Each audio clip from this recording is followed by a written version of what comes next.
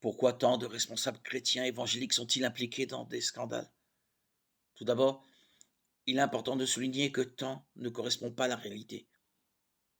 Si on a souvent l'impression que beaucoup de responsables chrétiens évangéliques sont impliqués dans des scandales, c'est surtout à cause de toute l'attention qui y apportent les médias. Des milliers de responsables chrétiens évangéliques, pasteurs, professeurs, missionnaires, auteurs et évangélistes n'ont jamais été impliqués dans quoi que ce soit de scandaleux.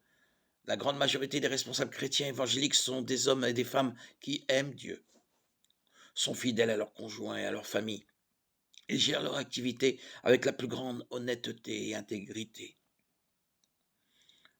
Les défaillances de quelques-uns d'entre eux ne doivent pas servir à salir la réputation de tous. Cela dit, cela ne change rien au fait qu'il y a des scandales impliquant des individus se disant chrétiens évangéliques. D'éminents responsables chrétiens ont été pris en flagrant délit d'adultère ou de prostitution. Des chrétiens évangéliques ont été condamnés pour fraude fiscale et d'autres malversations financières. Pourquoi?